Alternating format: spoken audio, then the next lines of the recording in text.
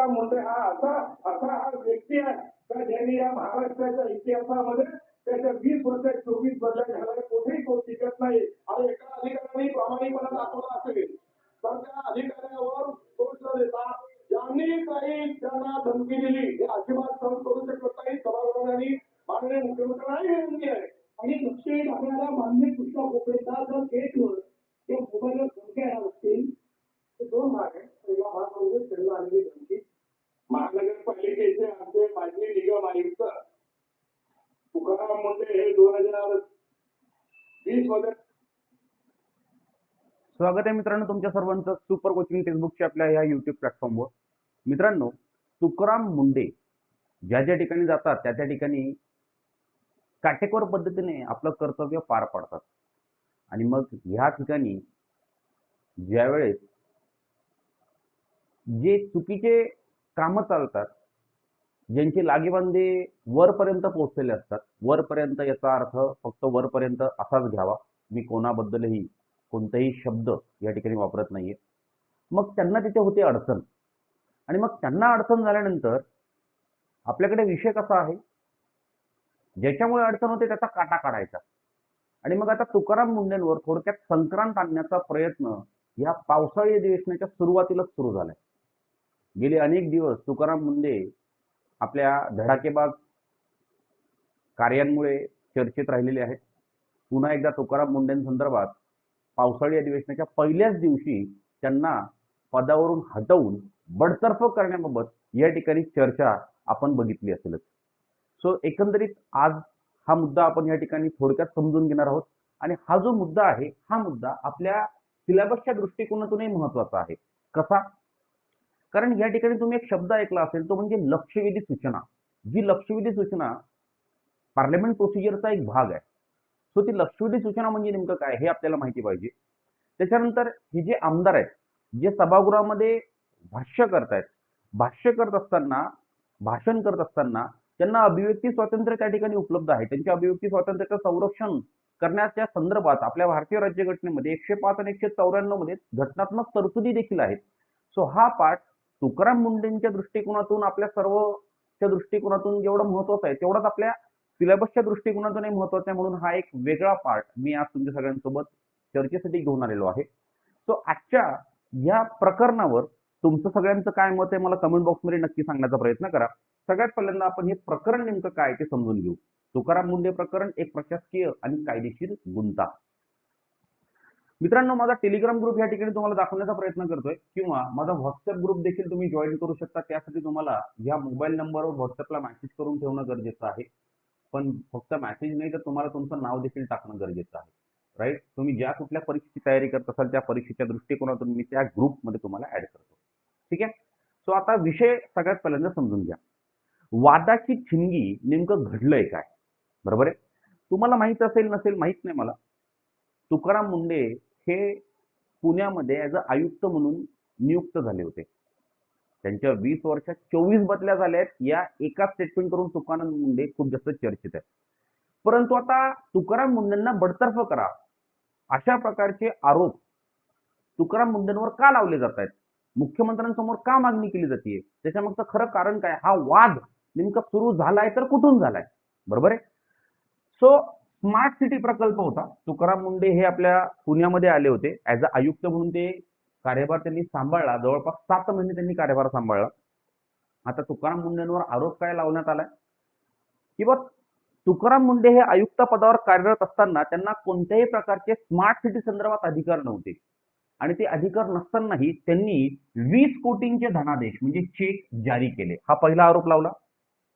आता आदेश जारी केल्यानंतर स्मार्ट सिटी प्रकल्पाशी संबंधित जे कुठले अधिकारी होते, ज्या अधिकाऱ्यांच्या सह्या त्या ठिकाणी गरजेच्या होत्या, ते अधिकारी जर त्या ठिकाणी सह्या करत नसतील तर तुकाराम मुंडेंनी त्यांना काय केलंय म्हटले, धमक्या दिल्यात. चेंबरमध्ये म्हणजे आपल्या ऑफिसमध्ये बोलून त्यांना मानसिक त्रास दिल्याचा आरोप तुकाराम मुंडेंवर लावलाय. आमदारांना धमकी म्हणजे विधानसभेमध्ये हा जो मुद्दा आहे जो तुकाराम मुंडेंकडनं घडलाय, हा स्मार्ट सिटी प्रकल्पाचा किंवा या अधिकाऱ्यांना त्रास देण्याबद्दलचा, या मुद्द्यावर संपूर्ण सभागृहाचं लक्ष वेधून घेणे आणि त्याच्यावर चर्चा करण्याच्या दृष्टिकोनातून लक्षवेधी सूचना सभागृहात मांडली गेली. आता ज्या आमदाराने ही लक्षवेधी सूचना सभागृहात मांडली त्या आमदारांच्या मोबाईलवर गंभीर परिणामांची धमकीचे मेसेज यांच्याकडनं आलेत, म्हणजे मुंडेंकडनं आलेत, असं यांचं म्हणणं आहे. ठीक आहे, काय सत्य काय असत्य, काय खरं काय खोटं, याच्यामध्ये मला पडायचं नाहीये. परंतु ऍक्च्युअल मध्ये हा वाद नेमका काय, हा वाद तुम्हाला समजून घेणं गरजेचं आहे. म्हणजे एक प्रशासकीय अधिकारी झाल्यानंतर सुद्धा त्या ठिकाणी जर तुम्ही योग्य मार्गाने कार्य करत असाल, कोणाचंही त्या ठिकाणी मनमानी सहन करून घेत नसाल, जे कायदेशीर चौकटीमध्ये योग्य आहे त्या दृष्टिकोनातून जर तुम्ही तुमचं कार्यकर्तव्य पार पडत असाल, तर तुम्हाला ही सुट्टी नाही, हे याच्यातून लक्षात घेणं गरजेचं आहे. ह्याच्यानंतर पुढचा महत्वाचा मुद्दा, विधानसभेतील दावे आणि प्रतिदावे नेमके काय चालू आहेत. आता विधानसभेमध्ये साहजिकच आहे, सत्ताधारी पक्ष विरोधी पक्ष. सत्ताधारी जर पक्ष म्हणत असेल की तुकाराम मुंडेंना बडतर्फ करा, तर त्या ठिकाणी विरोधी पक्ष तुकाराम मुंडेंचीच पाठराखण करणार आहे. सो तो व्हिडिओ सध्या खूप जास्त व्हायरल झालाय आणि तो व्हिडिओ मी तुम्हाला दाखवला काही वेळापूर्वी. आरोप लावलेत आमदार कृष्णा खोपडे यांनी अधिकारांचा गैरवापर केलाय, आर्थिक अनियमितता तुकाराम मुंडेंकडनं बघायला मिळाली, हा पहिला आरोप आहे. महिला अधिकाऱ्यांचा मानसिक छळ तुकाराम मुंडेंनी केला, हा दुसरा आरोप आहे. आणि लोकप्रतिनिधींना म्हणजे आमदारांनी लक्षवेधी सूचना मांडल्यामुळे लोकप्रतिनिधींना धमकावलंय, हा तिसरा आरोप तुकाराम मुंडेंवर लावलाय. विरोधी पक्षांचे विजय वडेट्टीवार यांचं म्हणणं आहे, मुंडे हे प्रामाणिक आणि नियमानुसार काम करणारे अधिकारी आहेत. संपूर्ण जनतेला माहिती आहे की हे प्रामाणिक आणि नियमानुसार काम करणारे अधिकारी आहेत की नाहीत, त्यावर मी बोलणार नाही.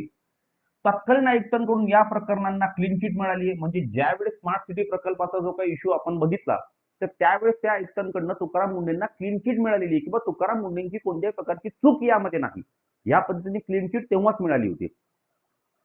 केंद्रीय महिला आयोगाकडून उलट तक्रारदार महिलांवर दंडात्मक कारवाई देखील करण्यात आलेली आहे. म्हणजे ज्या महिलांनी असं सांगितलं की बाबा तुकाराम मुंडेंनी आम्हाला त्यांच्या चेंबरमध्ये म्हणजे त्यांच्या ऑफिसमध्ये बोलवून मानसिक त्रास दिला स्मार्ट सिटी प्रकल्पांवर सह्या न केल्यामुळे, तर त्याची चौकशी झाली आहे. आणि त्याच्या चौकशीनंतर केंद्रीय महिला आयोगाकडनं ज्या महिलांनी खोट्या तिथे तक्रारी केल्यात त्यांच्यावर दंडात्मक कारवाई देखील झाली. ठीक आहे, सो हे दोघांचा विषय तुम्हाला क्लिअर झाला. तांत्रिक मुद्दा, आमदार प्रवीण डेटके शासन पत्राचा हवाला त्यांनी दिला 20 ऑक्टोबर 2025चा. स्मार्ट सिटी सीईओ पदावरील नियुक्तीला शासनाची कायमस्वरूपी मान्यता, याचाच अर्थ आधी अधिकार नसताना निर्णय घेतले गेले. ठीक आहे, चला, हा स्मार्ट सिटी प्रकल्पाचा जो मुद्दा आहे, हा मुद्दा यांनी उकरून बाहेर काढला. कधीचा मुद्दा होता, ऑक्टोबर 2025चा. आणि त्याच्यावरून आता तुकाराम मुंडे यांना अडकवण्याचा प्रयत्न चालू आहे. शासनाची भूमिका आणि शासन या ठिकाणी काय म्हणतंय, मुख्यमंत्री काय म्हणतायत तर बघून घेऊ. धमकी प्रकरण, लोकप्रतिनिधींना प्रश्न मांडण्यापासून रोखणे हा विशेष अधिकाराचा भंग आहे. धमकी देणाऱ्यांची सखोल चौकशी होणार, आमदारांना तत्काळ पोलीस संरक्षण. म्हणजे यांचं म्हणणं असं आहे की बाबा जे आमदार आहेत, जे लोकप्रतिनिधी आहेत, या लोकप्रतिनिधींना सभागृहामध्ये भाषण अभिव्यक्ती स्वातंत्र्य आहे आणि त्यांचं संरक्षण त्या सभागृहामध्ये केलं जातं. त्यांच्या भाषणातून, त्यांच्या अभिव्यक्ती स्वातंत्र्यामधून त्यांना कोणत्याही प्रकारची शिक्षा केली जाणार नाही किंवा त्यांच्यावर कोणत्याही प्रकारचा खटला दाखल केला जाणार नाही. आपण ज्यावेळेस भारतीय राज्यघटनेमधील कलम 14चा मित्रांनो अभ्यास करतो, त्या कलम 14 मध्ये 105 आणि 194 ही दोन अपवाद अभ्यासत असतो, बरोबर आहे ना.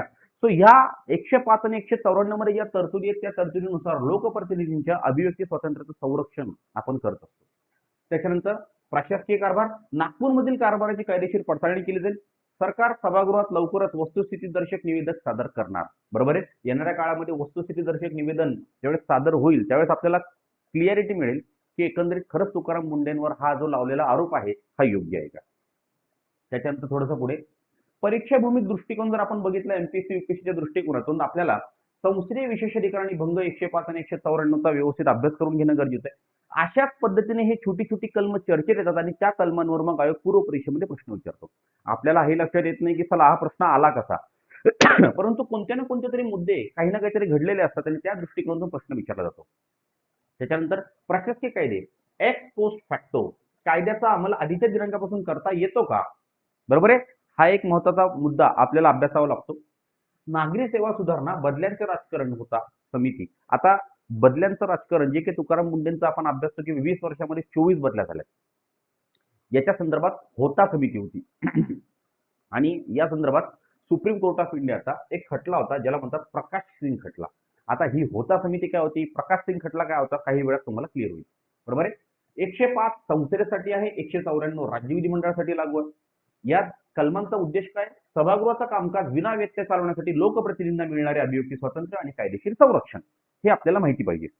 व कलम 105 आणि 194 मध्ये एकंदरीत कोणकोणत्या गोष्टींची तरतूद करण्यात आलेली आहे. आले लक्षात?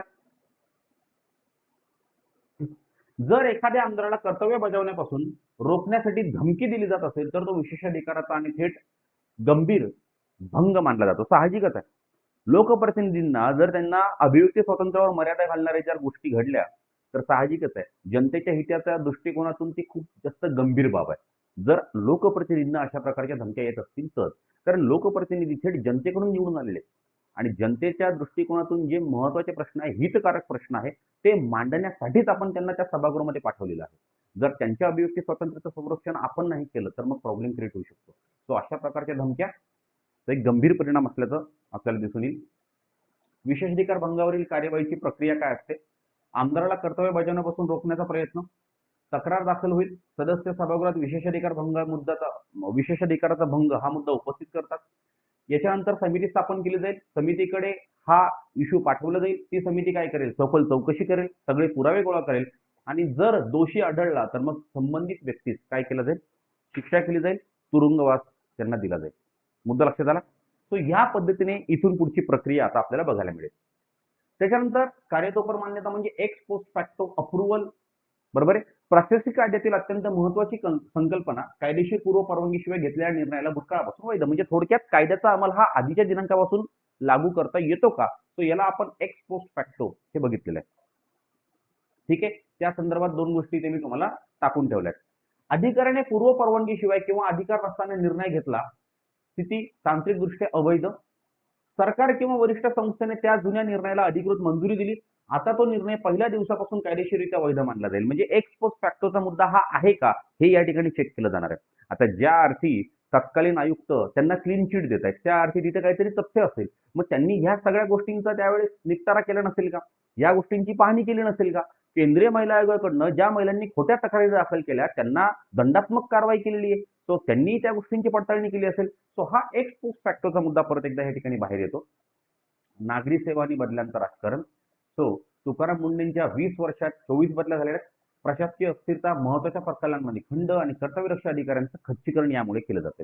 जर अशा प्रकारे 20 वर्षात जर तुमच्या 24 बदल्या केल्या जात असतील तर मग असं आपण म्हणू शकतो का एक प्रामाणिक अधिकारी सत्ताधाऱ्यांना नकोय, प्रामाणिक अधिकाऱ्यांमुळे सत्ताधारी अडचणीत, असं आपण म्हणू शकतो का? राईट. हा आपल्याला विचार करणं गरजेचं आहे मित्रांनो. आणि येणाऱ्या काळामध्ये ज्यावेळेस आपण कोणत्या तरी पदावर जाऊन कार्यरत होणार आहोत त्यावेळेस एक मुद्दा तुम्हाला लक्षात घेणं गरजेचं आहे की ज्यावेळेस आपल्याला कार्यरत व्हायचं त्यावेळेस आपल्या समोर असे आदर्श असणं गरजेचं आहे. ठीक आहे. सो हा एक महत्वाचा मुद्दा होता. सो येणाऱ्या काळामध्ये आपल्याला हा जो गुंता झालाय हा गुंता क्लिअर होईल की एकंदरीत काय नेमका विषय होता. आता मी तुम्हाला बोललो की पीसी होता समिती होती आणि प्रकाश सिंग खटला होता. आता हा नेमका विषय काय? तर होता समितीचं म्हणणं काय होतं?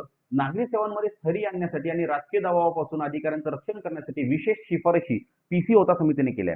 कारण अनेक अधिकारी तुम्हाला माहिती आहे राजकीय दबावामुळे त्यांना इच्छा असूनही ते काम करू शकत नाहीये किंवा त्यांच्या कामांमध्ये सत्ताधाऱ्यांचा मोठा अडथळा आपल्याला बघायला मिळतोय. सो त्यावर ही पीसी होता समिती बसवली होती आणि यांनी सांगितलं होतं की बाबा नागरी सेवांमध्ये आपल्याला जर स्थैर्य आणायचं असेल, राजकीय दबावापासून अधिकारी जर वेगळा करायचा असेल त्या संदर्भात त्यांनी शिफारशी केल्या. बदल्यांसाठी सिव्हिल सर्व्हिसेस बोर्डची स्थापना करण्यासंदर्भात त्यांनी शिफारस केलेली आहे, अद्यापही नाही. होईल येणाऱ्या काळात. प्रकाश सिंग खटला जो की सुप्रीम कोर्ट ऑफ इंडिया 2006चा आहे. पोलीस आणि प्रशासकीय अधिकाऱ्यांना किमान कार्यकाळाची हमी देण्याचा सर्वोच्च न्यायालयाचा ऐतिहासिक निकाल आहे. कोणाला? पोलीस आणि प्रशासकीय अधिकाऱ्यांना किमान कार्यकाळाची हमी. बदल्या आणि नियुक्त्या पूर्णपणे पारदर्शक असाव्यात असा स्पष्ट आदेश सर्वोच्च न्यायालयाने दिलेला आहे. मग आता सर्वोच्च न्यायालयाचा हा आदेश खरंच पाळला जातोय का? हा एक मोठा प्रश्न या ठिकाणी आपल्याला बघायला मिळेल. तो असं म्हटलं जातंय की तुकाराम मुंडेंवर आरोप लावलेत, आता तुकाराम मुंडेंना बडतर्फ केलं जाईल. सो ही जी प्रक्रिया आहे ही एवढी सरळ आणि साधी नाहीये. सो येणाऱ्या काळामध्ये आपल्याला ह्या गोष्टी क्लिअर होतील, तर त्यावेळेस आपण बघू. तुमच्यासाठी आणखीन एक महत्त्वाचा मुद्दा या ठिकाणी मी सांगू इच्छितो की राज्यसेवा 2027च्या दृष्टिकोनातून स्वराज्य 2.0 नावाची बॅच मी तुमच्या सगळ्यांसाठी घेऊन आलो आहे. ही बॅच जर आपल्याला जॉईन करायची असेल तर आपण जॉईन करू शकता. या बॅचमध्ये आम्ही डे 1 पासून आन्सर रायटिंगची तयारी करून घेतोय. लाईफ टाइम व्हॅलिडिटी तुम्हाला देतोय. जोपर्यंत तुमची पोस्ट निघत नाही तोपर्यंत येणाऱ्या सगळ्या नवीन बॅचेस मी तुम्हाला फ्री ऑफ कॉस्ट अवेलेबल करून देतोय. फीजही इन्स्टॉलमेंट मध्ये भरू शकताय. 18 पुस्तकं घरपोच पाठवतोय. या व्यतिरिक्त नोट्स आहेत, प्रिलिमच्या टेस्ट वेगळ्या आहेत. टेक्स्टबुक सुपर कोचिंग महाराष्ट्रामधलं एकमेव असं इन्स्टिट्यूट आहे ज्यामध्ये राज्यसेवेच्या डिस्ट्रिब्युट बॅटनच्या बॅचेस चालतात आणि सक्सेसफुल ठरून विद्यार्थी मुख्य परीक्षा देखील देत आहेत. जर आपल्याला ही बॅच जॉईन करायची असेल, हा माझा मोबाईल नंबर देऊन ठेवलाय. या मोबाईल नंबरवर तुम्ही कॉल करू शकतात किंवा मेसेज करू शकतात. कशाच्याही माध्यमातून तुम्हाला इन्फॉर्मेशन मिळेल आणि ग्रुपमध्ये जॉईन करण्यासाठी तुम्हाला स्वतःचं नाव टाकणं गरजेचं आहे. त्यावेळेस तुम्ही ग्रुपमध्ये जॉईन व्हा. आय होप की इश्यू तुम्हाला क्लिअर झाला असेल. परीक्षेच्या पॉईंट ऑफ व्ह्यू नेमकं काय आहे हेही तुम्हाला कळालं असेल. थांबतो मी या ठिकाणी. भेटू पुन्हा एकदा एका नवीन क्लासला. तोपर्यंत thank you. Have a good day and bye bye.